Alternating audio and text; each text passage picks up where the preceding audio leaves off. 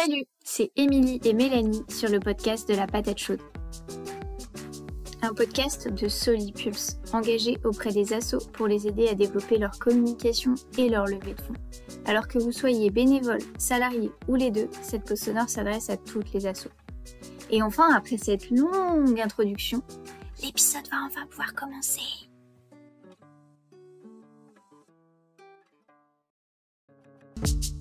Aujourd'hui, j'ai le plaisir d'échanger avec toi, Jérôme.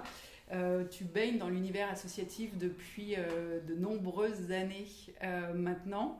Je te propose de te présenter brièvement. Alors, je m'appelle Jérôme Auriac, je suis parisien d'adoption et je travaille effectivement à la croisée du monde associatif et du monde des entreprises depuis 25 ans. Avec plusieurs casquettes, mais la principale, ça a été de créer des entreprises qui faisaient le lien entre le monde économique et le monde de l'intérêt général, en France, au Royaume-Uni et puis aussi au Brésil. Au tout début, avant que ce soit aussi, j'allais dire, à la mode que maintenant. Ouais, on a commencé, il y avait déjà un petit peu des initiatives, mais c'était quand même un peu balbutiant. Les vrais premiers clients qu'on avait en France, en tout cas, sur des missions sérieuses, c'était en début des années 2000, 2003, 2004, 2005. Et du coup, depuis cette période-là, qu'est-ce que tu identifies ou que tu perçois comme évolution dans le financement des assos ? Déjà, il y a beaucoup plus de typologies de financement. Il y a les fonds de dotation qui sont nés, il y a pour agiliser un petit peu une partie de la philanthropie des boîtes ou en tout cas des gens qui avaient de l'argent. Je ne sais pas si c'est une bonne chose ou une mauvaise chose, mais en tout cas ça fait des lignes auxquelles on pouvait faire appel. Les fondations ont aussi pas mal évolué. Les grandes fondations qui ont les moyens de se poser des questions se sont aussi diversifiées dans la manière d'accompagner les structures, plus uniquement à base de subventions, même si ça reste le principal, de dotation, même si c'est le principal outil. Quelques-unes ont créé ou ont essayé de trouver des choses qui se rapprochent du financement à impact, d'autres ont mis en place des systèmes de bénévolat de compétences, de mécénat de compétences, etc. Donc les apports du secteur privé au monde associatif se sont diversifiés. Ils ont augmenté en volume, mais le nombre d'assos a augmenté aussi, et les moyens dont les entreprises disposent, on voit quand même qu'elles font des bénéfices faramineux tous les ans, depuis toujours, enfin en tout cas depuis 20 ans, ça n'a pas vraiment baissé. Donc elles ont de l'argent à défiscaliser. Je pense d'ailleurs je suis même convaincu que cet argent n'est pas utilisé à son maximum, puisque il me semble avoir lu, alors j'ai plus la source, c'est un peu embêtant, mais si les entreprises défiscalisaient vraiment au niveau maximum auquel elles sont autorisées à le faire, il y aurait encore plus d'argent pour le secteur associatif, et comme c'est de l'argent pour le bien public, ça serait pas mal. Après, peut-être qu'il faut trouver aussi des nouveaux véhicules, on en invente toujours, mais le principal, ça reste quand même la subvention d'argent public via les collectivités locales, qui elles aussi ont changé un peu le mode de financement de la subvention. On a vu depuis quelques années émerger les contrats impact, où les collectivités, avec des institutions et des ministères, ont mis en place pour financer des associations des modalités un peu nouvelles, où en fait des acteurs privés prennent le risque à la place de la collectivité publique, et la collectivité publique rembourse l'acteur privé si le projet est réussi. Donc c'est un peu c'est un modèle qui nécessite d'être encore éprouvé, mais qui s'est pas mal développé quand même, et dans toute l'Europe et dans le monde entier depuis quelques années. Ouais. Et les assos qui écoutent la patate chaude sont pas mal des petites assos. Selon toi, quels sont les meilleurs guichets, s'il en existe, pour ces petits acteurs qui sont souvent des structures avec des bénévoles Et ou des salariés, mais des salariés qui sont un peu couteau suisse et qui sont sur tous les fronts. Moi, j'ai acquis la conviction que c'est, avec le temps, c'est toujours la proximité qui paye. Ça sert à rien ou pas à grand chose si on réfléchit vraiment en termes de statistiques et de chances de réussite. Quand on a une petite association qui est basée dans le fin fond de la Lozère, de candidater à une dotation de la Fondation Engie ou Total ou que sais-je, franchement, c'est un peu une perte de temps. Parce qu'il y a une suradministration de ces grosses fondations dans le traitement des dossiers. Donc quand on est petit, on n'est pas équipé pour ça, ou pas toujours. Et même si on est super doué, en fait, on va passer du temps, mais il y a quand même de très grandes chances que, compte tenu de notre petite taille, on ne soit pas trop regardé et que personne d'ailleurs ne réponde à notre réponse à un appel à projet, puisqu'en général, c'est traité par une machine, pas par des humains. Donc le guichet privilégié pour moi, c'est la proximité, c'est les PME locales, les patrons, les groupes de patrons locaux et de patronnes locales, l'environnement immédiat en fait du projet où les bénéficiaires sont, pour qu'on ait quelque chose à raconter qui soit cohérent, visible, transparent, auditable, sans forcément faire appel à un cabinet d'audit. C'est-à-dire que aller voir un projet, c'est possible. Se donner déjà une impression sur ce qui se passe, c'est possible, c'est une forme d'audit. Et sur des petits projets menés par des petites assos, ça ne veut pas dire qu'ils ne sont pas ambitieux et tout ça, hein, et qu'ils n'ont pas beaucoup de résultats. Sur des petits projets, en fait, parfois il faut privilégier le local, la proximité. Alors ça peut être la ville, le département, la région, mais il y a quand même beaucoup de moyens dans les régions. Ils ne sont pas toujours bien connus, pas toujours bien distribués, pas toujours bien identifiés. Et je pense que si on doit prendre du temps, c'est plutôt ça, essayer la proximité. Ça marche mieux d'aller faire une collecte auprès des commerçants du quartier quand on a un événement, ou de mobiliser les parents d'élèves si on bosse avec les gamins. Enfin, c'est vraiment un peu des modèles bricolés, mais parfois le bricolage, en fait, c'est beaucoup plus efficace que de vouloir absolument faire de la stratégie avec un grand S, de vouloir faire de la levée de fonds alors qu'on a besoin de 10 000 euros. Et 10 000 euros, ça peut être une énorme somme pour une petite assoce, mais pour des grandes fondations ou des structures qui sont à l'échelle nationale, c'est rien. Ouais. Donc elles ne perdent pas trop de temps en fait à distribuer ça. Autre guichet intéressant pour les petites assos, la Fondation de France, pour le coup, qui finance 80% de projets de petite taille. Donc là, il ne faut pas hésiter parce que la Fondation de France a ses propres projets, mais il y a aussi au sein de la Fondation de France des centaines de fondations qui sont abritées, qui elles-mêmes ont des appels à projets et pour lesquels il y a un petit peu plus de diversité dans l'accès qui est possible. Diversité sur les types de moyens et diversité sur les thématiques ou les types de publics qu'on accompagne. Peut-être que c'est les deux choses que je ferais, même si je resterai en priorité sur ce qui est proche.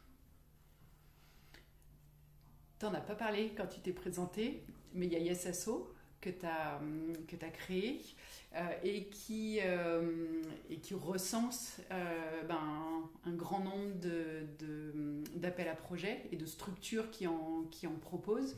Du coup, par rapport à ça, est-ce que tu as des chiffres en termes, par exemple, de nombre d'appels à projets, de montant moyen? Est-ce qu'il y a des fourchettes qui se dessinent, des éléments un peu clés? Alors, YesAsso, c'est un projet qui a une seule ambition, c'est de permettre aux associations de toute taille, mais notamment aux plus petites, en fait, d'accéder un peu aux mêmes informations qu'ont les très grosses associations, les très grosses structures d'intérêt général, parce qu'elles ont des équipes, elles ont un historique, elles ont des fichiers, elles ont les moyens d'acheter de l'information, elles ont des contacts établis, etc.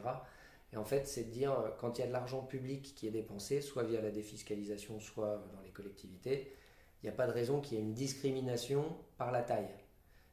En tout cas, ça c'est notre avis chez YesAsso. Et que ce qui compte, c'est la qualité du projet et l'effet que ce projet va avoir sur ses bénéficiaires.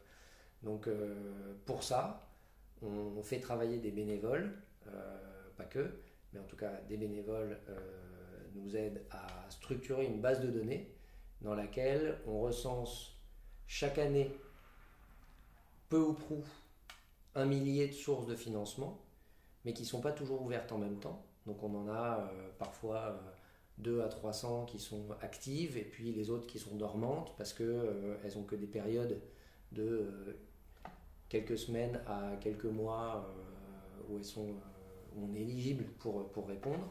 C'est principalement des appels à projets, publics ou privés, mais c'est surtout rien du tout. C'est-à-dire que même si on peut se vanter d'avoir la base de données la plus complète, etc., en réalité, on estime qu'en France, il y a entre 15 et 20 000 sources de financement qui sont ouvertes chaque année pour des projets associatifs et qui sont pour la plupart pas connues et dont l'information n'est pas du tout standard. Et en fait, nous, notre boulot, c'est de standardiser l'accès à cette information et de le rendre accessible à très peu de frais pour que l'ensemble des associations puissent, en tout cas celles qui cherchent de l'argent, puissent être sur une même ligne de départ pour proposer leur projet. Après, ça ne préjuge pas de la qualité des dossiers, ça ne préjuge pas de plein de choses. Mais en tout cas, on veut que les gens aient qu'il y ait une forme d'équité dans l'accès à l'information. Après, les résultats, c'est autre chose. Il y a plein de contraintes dont on a un peu parlé, mais le jeu de ce projet, ça a été toujours de dire, quand on lit les études scientifiques du laboratoire du CNRS de Viviane Chernonog ou d'autres études plus empiriques, mais depuis des années, on voit que le secteur associatif, il se polarise, qu'il y a beaucoup de financements, 80% des moyens publics et privés qui se dirigent vers des grandes associations et 20% des financements disponibles qui vont vers 80% des acteurs en France. Et quand on dit il y a 1 300 000 assos en France, il y en a toute une partie qui ne sont pas plus actives, etc. Mais on va dire qu'il y a quand même si on enlève les associations sportives, il y a quand même entre 2 et 300 000 assos en France qui sont sur la ligne de départ pour trouver des financements pour faire leurs projets.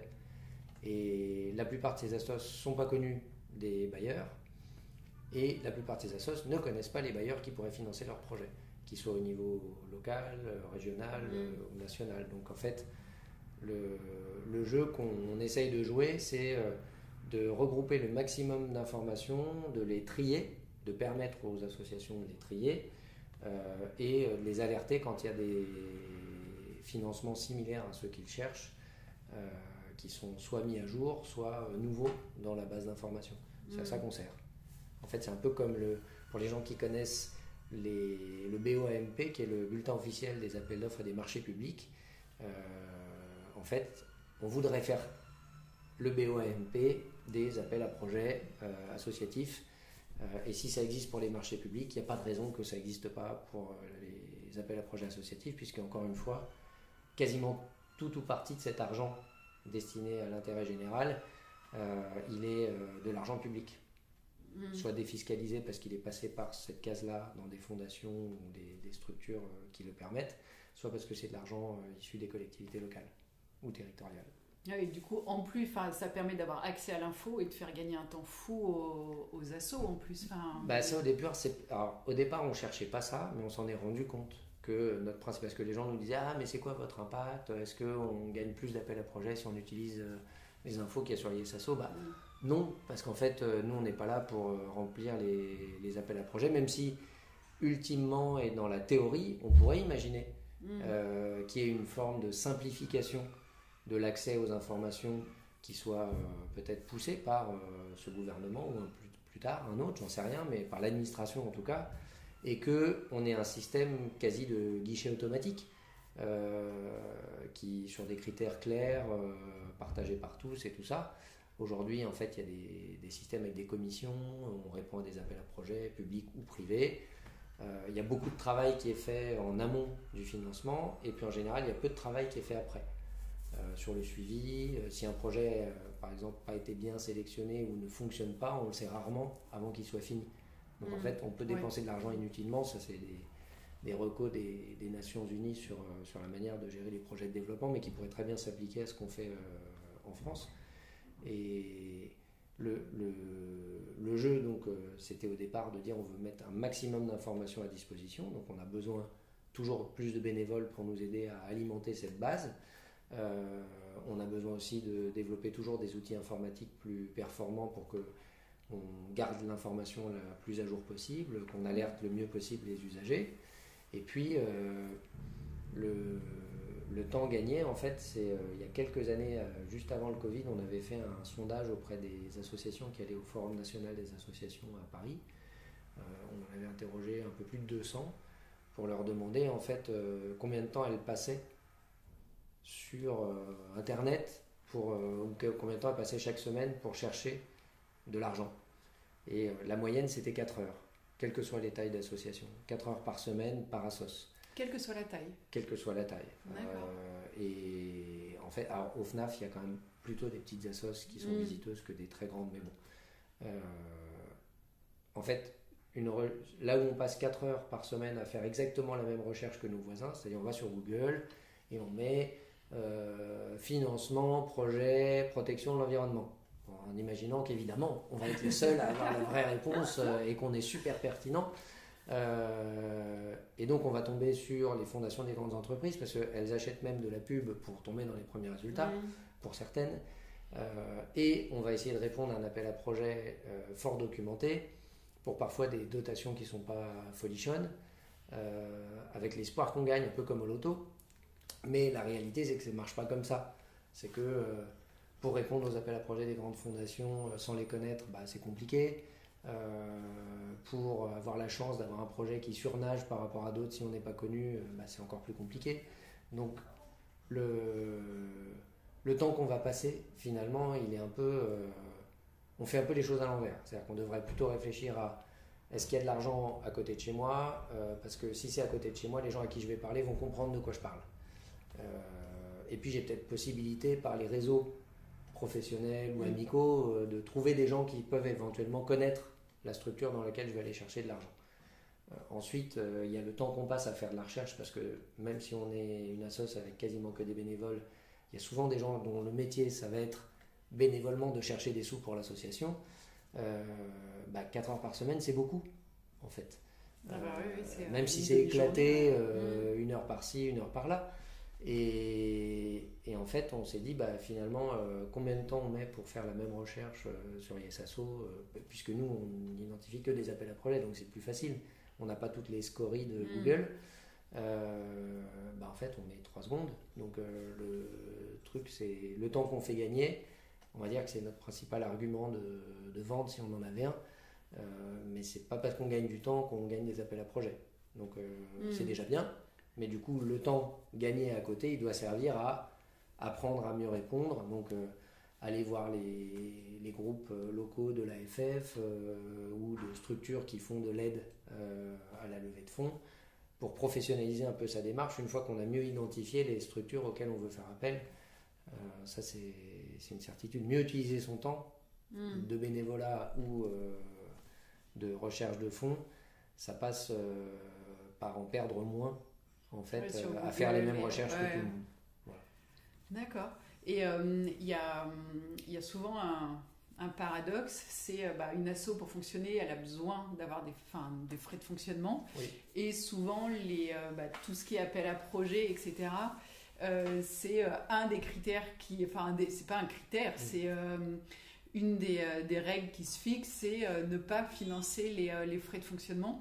Du coup, est-ce que tu aurais des conseils pour aider les assos à justifier auprès de partenaires ou bailleurs le fait que oui, il faut des frais de fonctionnement, ne serait-ce que la personne qui va répondre à l'appel à projet, si elle n'est pas bénévole notamment, il faut que son activité soit, je pense, soit prise en compte. faire une pétition parce qu'il n'y a que comme ça que ça marche. En fait, il y a quelques grandes fondations qui sont OK avec ça, mais elles sont OK de façon officieuse. Elles sont tellement contrôlées. La raison pour laquelle elles font ça, c'est parce qu'elles sont très contrôlées. Et que s'il y a un contrôle de la Cour des comptes sur une grande fondation et qu'on s'aperçoit qu'elle finance ou qu'elle surfinance des frais de fonctionnement, on a peur des dérives. C'était le scandale de l'ARC, etc., le comité de la charte, enfin tout le tralala des scandales de mauvaise gestion. Mais la plupart des assos ne sont pas mal gérés sciemment. Un premier point. Ensuite, une association, c'est quand même plutôt une structure, y compris quand elle a beaucoup de bénévoles et qu'elle n'est pas très grande, assez efficace économiquement, parce que chaque sou est utilisé en sachant pourquoi on le dépense.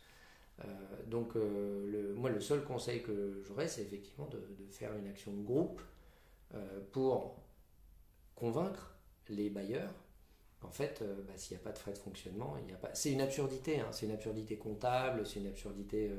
parce qu'on les déguise du coup, ces frais de fonctionnement dans d'autres postes, donc ça ne facilite pas la transparence. Et puis, quelle structure peut froidement et surtout intelligemment dire moi je vais financer des structures qui ne dépensent pas d'argent pour exister. Je crois que il faut retourner le problème aux bailleurs. C'est une aberration. Et il faut monter une campagne de sensibilisation, de lobbying pour convaincre les bailleurs, y compris les bailleurs institutionnels, les grandes fondations abritantes, le ministère, etc., que en fait, le fait associatif, c'est pas que des gens bénévoles dans leur coin qui font des kermesses. Et ça, c'est super cool. Mais c'est bien plus divers et bien plus complexe que ça. Et qu'une structure qui n'a pas les moyens de se développer ou qui ne peut pas facturer des enveloppes et des timbres pour envoyer des courriers, sous prétexte que les gens qui ont l'argent décident qu'on ne va pas financer les frais de fonctionnement. Parce que quand même, nous, on finance les projets. Mais en fait, c'est une absurdité. C'est une absurdité parce que c'est comme ça qu'on va faire mourir le secteur associatif. Par ailleurs, on peut noter que les grandes structures associatives ont, et d'ailleurs les recommandations du comité de la charte n'ont jamais vraiment beaucoup bougé là-dessus, les frais de fonctionnement des grosses structures acceptables, c'est entre 10 et 13%. Donc, frais administratifs, frais de fonctionnement, peu importe ce qu'on met dedans, on peut avoir un détail, mais il n'y a pas de raison que ça ne soit pas la même chose pour les petites. Il n'y a pas de raison que le travail humain, quand il est salarié, ne soit pas payé.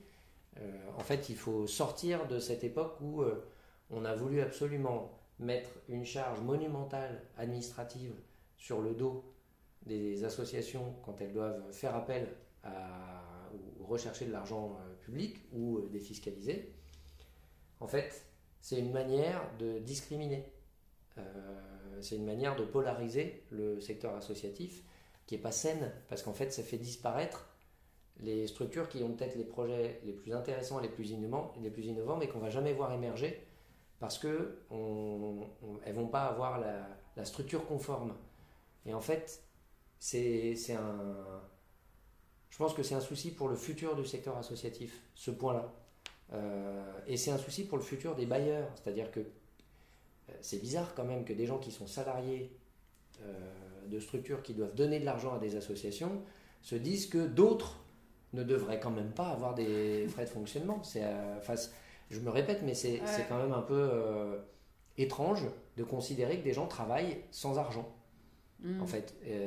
Et encore une fois, je pense qu'il faudrait un jour qu'on arrive à démontrer à quel point le rapport coût-bénéfice d'une assoce en utilisation d'1 €, d'une assoce de petite taille, est infiniment plus efficace que celui d'une très grande structure de l'économie sociale, par exemple. Là, on n'est pas sur les mêmes échelles, mais il faut aussi se rendre compte de ça. On ne peut pas continuer à dire aux associations vous devez vous professionnaliser comme si elles n'étaient pas professionnelles, parce qu'on considère qu'être bénévole, c'est pas avoir de compétences, ce qui est absurde.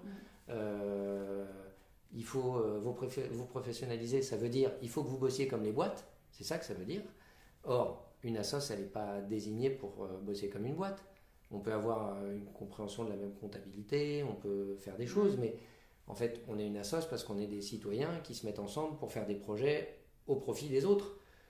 Donc, personne ne nous oblige. Il n'y a rien qui est écrit qui dit qu'on doit devenir des boîtes, ni par la comptabilité, ni par l'administration. Or, c'est à ça qu'on pousse aujourd'hui une partie du secteur associatif, avec cette polarisation. Cette polarisation qui fait que on va avoir de plus en plus de mal à avoir accès à certains financements, parce qu'ils sont complexes à obtenir, pour toutes les raisons qu'on évoque, et que du coup on va se focaliser sur des financements informels, la fameuse kermesse, les gâteaux, la tombola, etc.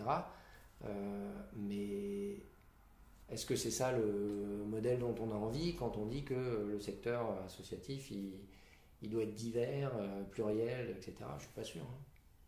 Oui, et puis en plus, là, ça veut dire que, après, il y a vraiment les deux grandes catégories d'assos, soit les très grandes, soit les beaucoup plus petites. Les petites moyennes, c'est un peu comme dans les entreprises, en fait. C'est celles qui sont prises dans les taux, de toujours avoir du mal à financer du salariat pour pouvoir grandir.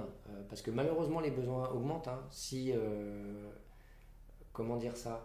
Si on avait moins de pauvres en France, moins de personnes en situation de précarité, moins de problèmes de société à gérer, on parle des violences urbaines, des problèmes liés aux violences faites aux femmes, sans parler de la pauvreté, l'extrême pauvreté, la précarité, etc. Tous ces problèmes-là, ils n'ont pas été réglés et ils sont même plutôt en augmentation. Donc ça veut dire qu'il y a besoin de gens pour faire l'analyse de ces problèmes et de trouver des solutions, parce que c'est pas les entreprises qui règlent les solutions à l'échelle d'un être humain dans sa vie quotidienne, c'est les acteurs de terrain qui sont souvent des acteurs associatifs ou de l'économie sociale. Donc tant qu'on n'a pas compris que ça fait partie du modèle de soigner un peu la société, d'avoir un secteur associatif qui est fort, qui est soutenu, plutôt que de vouloir en faire des startups, en fait, je pense qu'on va continuer à stagner, voire à régresser, parce que c'est un peu le cas aujourd'hui. On régresse dans la vision qu'on a des associations, on régresse dans le souhait. Là encore une fois, la société se polarise. Beaucoup de gens pensent que les associations, c'est des profiteurs et des gens qui foutent rien de leur journée.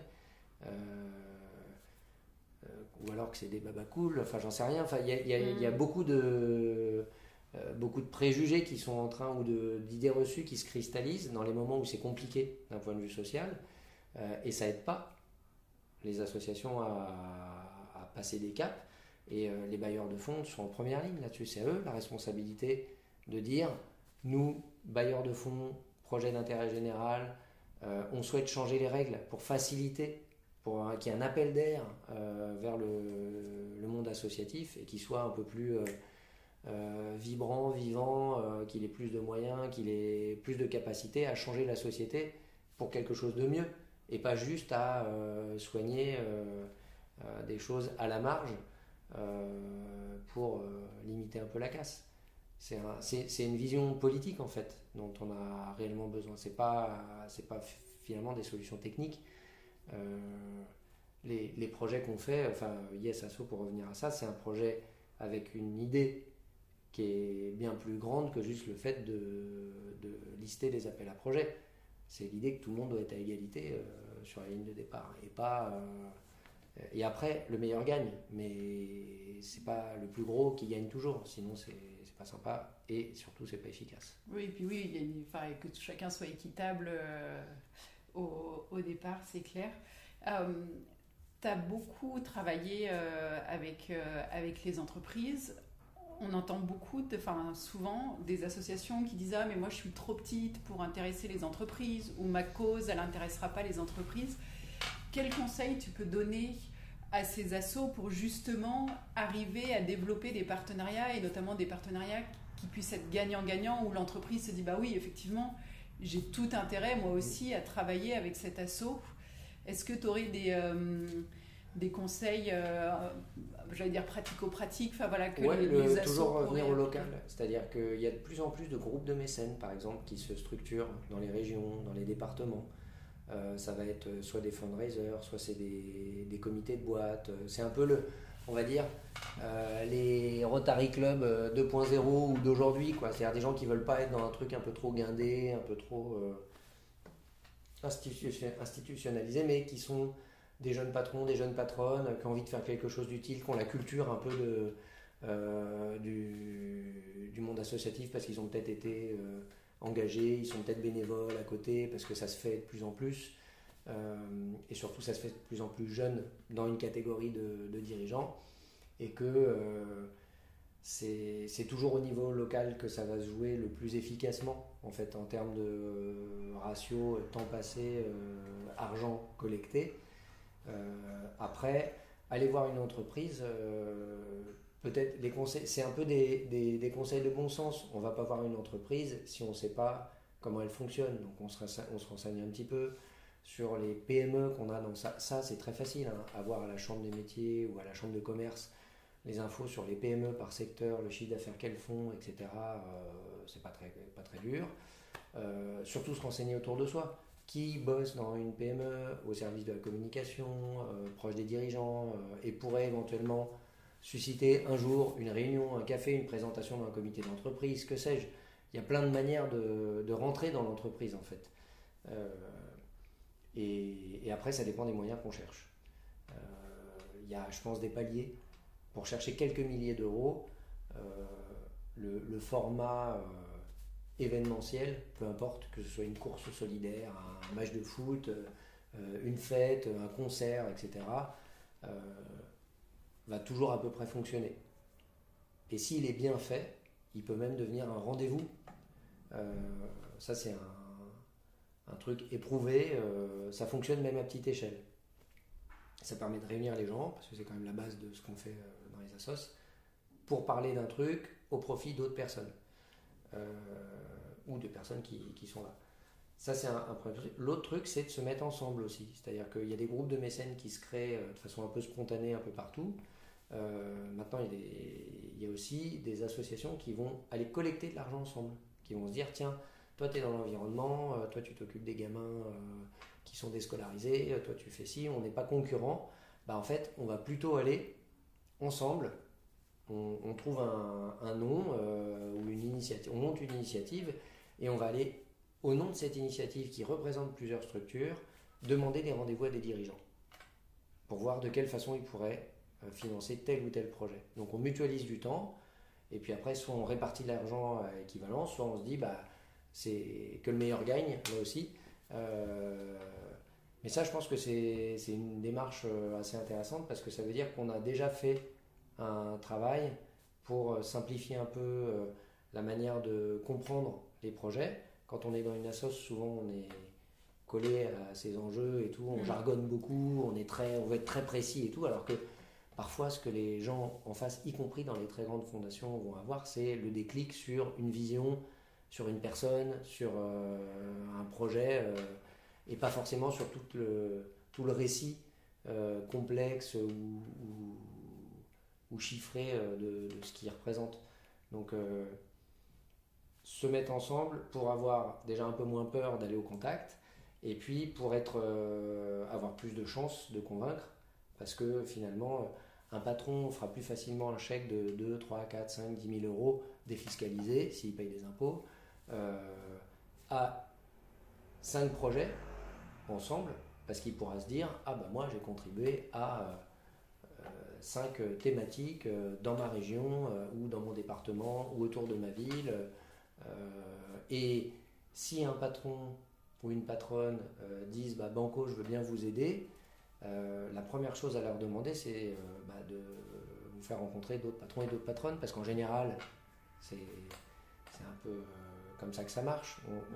On se fréquente entre gens des mêmes milieux, donc même si parfois il y a un peu de porosité, c'est plus facile d'imaginer qu'un patron a un copain ou une copine pas très loin en qui il a confiance et tout, patronne ou patron, que ouvrier sur une chaîne, même si ça peut arriver.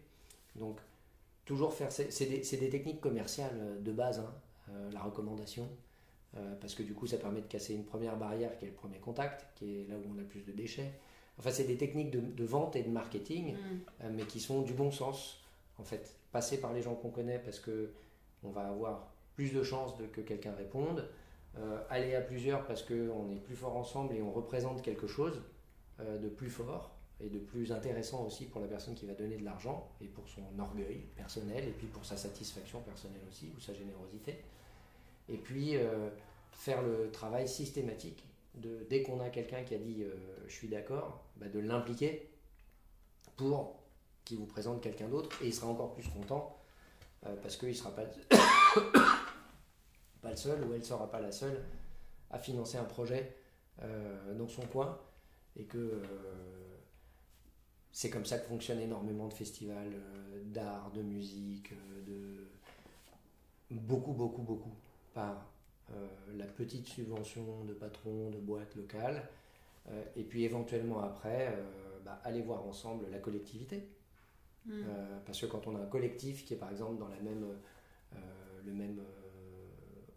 au même endroit, qui va servir certains les parents, d'autres les enfants des mêmes catégories de population, c'est plus facile pour la collectivité de dire banco, moi aussi je préfère financer un projet global, un projet intégré, plutôt que où on va mutualiser les coûts, notamment les coûts peut-être administratifs, etc.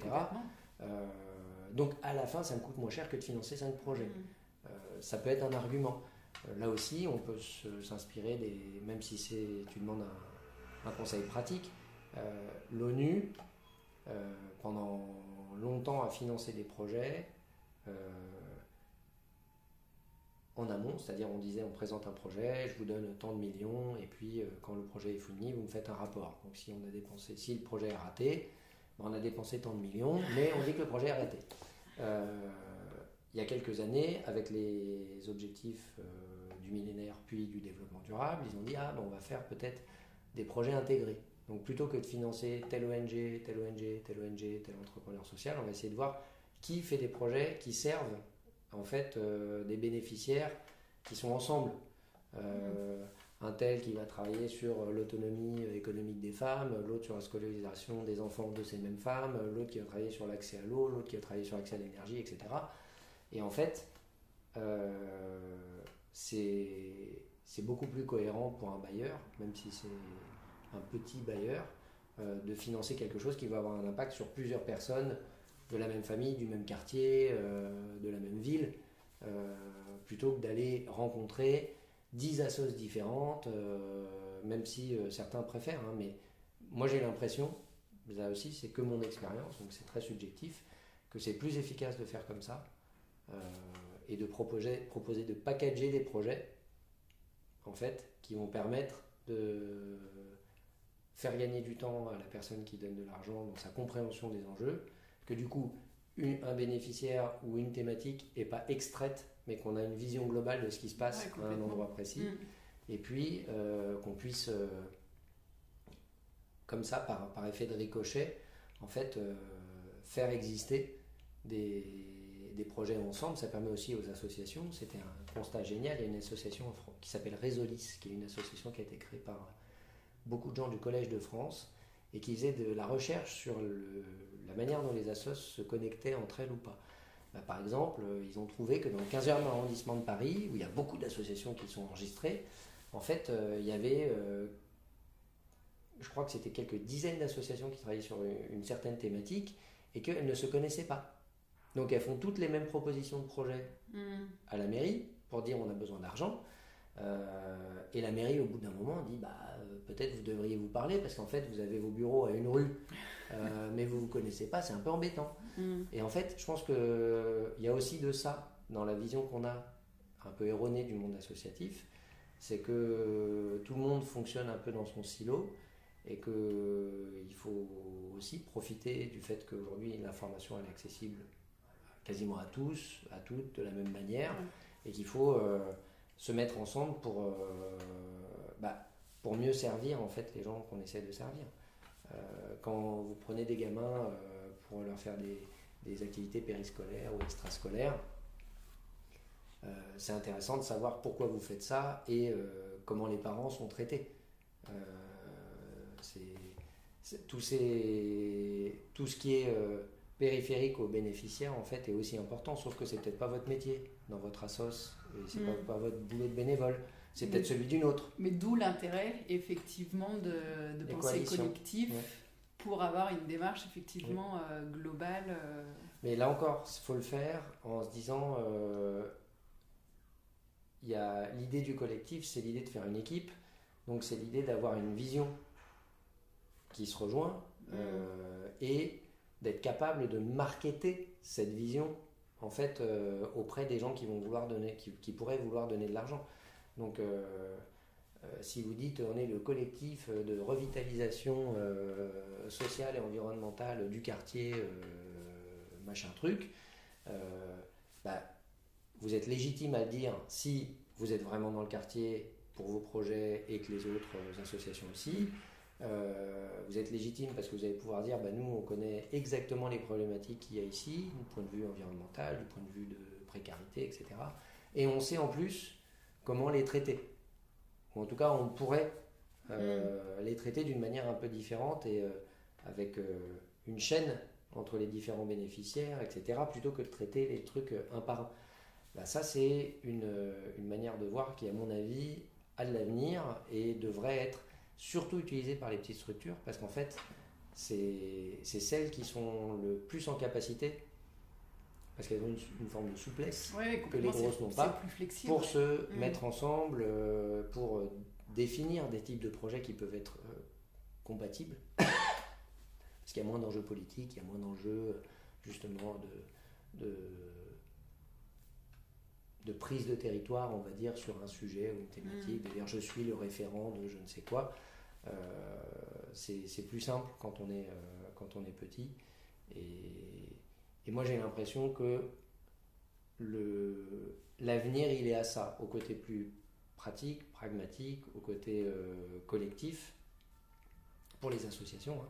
Alors ça ne veut pas dire que chaque association doit se perdre dans un collectif, mais c'est que pour aller chercher de l'argent, qui est quand même le sujet qui nous occupe, c'est sans doute plus efficace d'y aller en disant moi je représente 10 structures qui elles-mêmes représentent X milliers de bénéficiaires ou centaines de bénéficiaires, plutôt que d'aller chacune taper à la même porte pour dire alors moi je représente 58 bénéficiaires sur l'accès à l'éducation, moi je représente les arbres, moi je représente tout ça. Bon, c'est vraiment une question de prendre le sujet à l'envers en se disant les bailleurs nous ont expliqué qu'ils n'avaient pas le temps et pas beaucoup d'argent, donc en fait on va les prendre à leurs contraintes, on va aller les voir en leur disant on va vous faire gagner du temps, on va vous faire gagner de l'argent, mais donnez-en nous. Oui, et puis en plus là ce qui est intéressant, mince, tu as dit quelque chose et je voulais rebondir dessus, oui, si en termes d'impact, où les bailleurs et partenaires souvent sont à la recherche d'impact sur lesquels ils vont pouvoir communiquer, etc. Effectivement, en s'associant, comme tu le disais, sans se fondre les unes dans les autres, mais en alliant ses forces, du coup, on peut mettre en avant un impact, les assos peuvent mettre en avant un impact plus important. Oui, un impact collectif plus important pour la collectivité ou pour les populations qu'elles essayent d'accompagner, ça c'est une certitude. Et puis pour l'impact, là aussi, ne pas se laisser embarquer dans la suradministration ou la surredevabilité de l'impact, parce que pour l'instant l'impact, depuis qu'on en parle, ces thématiques depuis une quinzaine d'années, ça fait surtout vivre des consultants, un peu de gens qui font de la recherche, mais pour finalement dire l'impact c'est quelque chose de diffus, c'est compliqué à mesurer, scientifiquement c'est pas toujours très stable, etc. L'impact en fait on peut aussi le regarder de façon très simple, c'est est-ce que les gens qu'on accompagne sont satisfaits du service qu'on leur apporte. Est-ce que le gâteau était bon, est-ce que vous avez passé un bon moment, est-ce que vous avez l'impression d'avoir été intégré aujourd'hui dans l'échange qu'on a eu avec les gens. C'est un peu ça, aussi revenir à des choses simples et pratiques. Et je pense que là aussi, quand on va parler à des patrons de PME ou de petites entreprises, ils ne vont pas attendre un discours sur l'impact. Ou alors c'est des geeks, mais dans le monde de l'économie sociale, il n'y en a pas tant que ça. Ils vont plutôt attendre un truc sur le fait de participer eux-mêmes à quelque chose dont ils vont observer le résultat. Je repense à la kermesse, mais si vous faites une réunion avec des gens divers, variés, de tous âges, de toutes origines, de tous milieux et classes sociales, et que ça se passe bien, parce que tout le monde parle avec tout le monde, les gens se mélangent un peu parce que vous avez trouvé la manière de les faire, et que vous pouvez raconter que dans cette mixité, telle association passe du temps avec tel type de gamin, avec tel type de parents et tout ça, pour faire des choses tout au long de l'année, et que c'est important que tout le monde le sache. Bon, il n'y a pas besoin d'en savoir beaucoup plus, on n'a pas besoin d'un rapport de 50 pages, quoi. C'est pas, parfois, il faut aussi, je pense, arriver, tout à l'heure je parlais d'une pétition, mais c'est vraiment être en capacité de se dire, est-ce que ce qu'on fait vaut la peine de perdre autant de temps pour satisfaire les demandes de gens qui sont derrière un ordinateur en fait. Le rapport coût-bénéfice entre faire des gâteaux et les vendre ou faire un événement et vendre des places ou faire une tombola et tout ça, peut-être que c'est plus intéressant de faire ça, hein. Le simple, le direct, le concret, plutôt que de vouloir absolument rendre renvoyer au bailleur l'image d'un truc surstructuré, bien comme il faut, bien comme on veut, avec les bons mots. C'est un choix. C'est un choix. Moi, je ne sais pas lequel je ferais. Enfin, si, je sais lequel je ferais, mais je pense qu'il faut, quand on veut répondre exactement aux attentes des bailleurs, je ne suis pas sûr qu'on ne dévoie pas un peu les raisons pour lesquelles on fait les projets et la manière dont on fait les projets. Parce qu'on veut faire rentrer les trucs au chausse-pied pour être éligible. Oui, on veut faire rentrer des ronds dans des carrés pour passer dans les mailles des filets. Souvent. Donc, est-ce que c'est ça qu'il faut faire ? Je ne sais pas, mais en tout cas, le local, la proximité et le collectif, c'est une évidence que c'est ça qui permet de passer des caps. Et parfois de ne pas être tout seul non plus derrière son ordinateur, passer des coups de fil, remplir des dossiers. C'est éreintant en fait, et c'est important de partager ça avec d'autres, y compris s'il y a des petites victoires, mais là c'est pas comme si en France on n'avait pas des gens compétents aussi pour faire ce type de boulot. On raconte pas comment il faut faire une fusée là, hein. Bon, et top, merci beaucoup Jérôme pour tout cela. Est-ce qu'il y a d'autres points que tu voulais nous partager ? Je ne sais pas. Non, je pense que j'ai été très bavard. Mais c'était très intéressant. Et c'était très intéressant. Donc je suis désolé pour ça. Mais non, pas d'autres points, si ce n'est qu'il y a beaucoup de ressources pour les associations. Elles ne sont pas toujours connues. Et qu'il faut aller sur les sites des grandes fondations abritantes. Il y a parfois il y a des formations gratuites auxquelles on peut assister, des choses qui vont permettre finalement de se déniaiser un peu sur la question de la collecte. Et puis après il y a surtout l'échange avec les gens, avec les autres.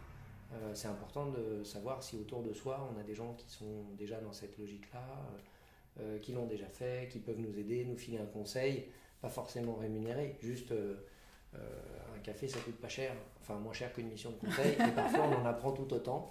Donc c'est important de ne pas hésiter à demander en fait, parce que on a très souvent, quand on est une association, une forme de complexe vis-à-vis du bailleur. Or, il faut être capable de se dire que la structure qui est utile, en fait, c'est celle qui fait les projets. Et que de l'argent, qui vienne d'un endroit ou d'un autre, public, privé, il y en aura toujours. La question après, c'est est-ce que... Donc il ne faut pas se poser la question de sa légitimité. Il faut se poser la question de comment je raconte ma légitimité pour convaincre des gens qui ont de l'argent de financer les projets qu'on fait. Et de ne pas avoir peur, soit d'un gros bailleur, et de ne pas avoir peur d'aller au contact, parce que c'est un peu un exemple que je vais finir là-dessus. J'ai pas mal d'amis dans le monde du spectacle, des comédiens, des comédiennes, des musiciens, etc. Et qui, quand ils écrivent des projets, en fait, envoient à des dizaines de mécènes, producteurs, publics, privés, etc. leurs projets. La plupart du temps n'ont pas de réponse. Et puis seulement une fois par an au Festival d'Avignon qui a lieu en ce moment, ils ont peut-être la possibilité de rencontrer des gens par hasard, par connexion personnelle, etc. Et que c'est souvent là que les choses se débloquent et que les gens en question vont dire « Ah mais je comprends pas, j'ai pas reçu votre email, mais en même temps je reçois tellement d'emails, je réponds à rien ». C'est pareil dans les fondations en fait, ou dans les collectivités. Dans les collectivités, il y a une obligation de répondre normalement quand il y a un appel à projet. Donc vous aurez une réponse peut-être automatique, peut-être d'un vrai chargé de la vie associative ou d'une vraie chargée de la vie associative. Dans les fondations, c'est aussi normalement le cas, mais c'est plus souvent automatisé. Il faut aller au contact des vrais gens. Donc il faut sortir de la relation ordinateur à ordinateur et se dire où est-ce que je peux rencontrer les gens qui ont de l'argent. Et c'est pour ça que la proximité reste le truc central. C'est que c'est plus facile de rencontrer le patron d'une PME à un match de foot, à une réunion ou un salon qui a lieu dans la ville où vous êtes, ou la ville proche. C'est plus facile de rencontrer ces gens que de rencontrer la personne qui dirige ou la fondation ou la ligne de financement dédiée à l'environnement ou à la lutte contre la précarité de la fondation ou je ne sais pas quoi à Paris, à la Défense. Donc je pense qu'il faut garder cette vision de faire des choses dont on sait qu'elles vont être efficaces pour l'association. Même si c'est moins prestigieux d'avoir la boîte qui fait des tuyaux que d'avoir la fondation d'une grande entreprise qui fait de l'électricité, c'est pas grave. L'important, c'est d'avoir de l'argent pour faire des projets. Donc, c'est ça qui compte. Eh ben top, c'est un super mot de la fin. Merci beaucoup, Jérôme. Et puis, on se retrouve très bientôt. Voilà, cet épisode est terminé. On vous dit à bientôt. D'ici là, prenez soin de vous.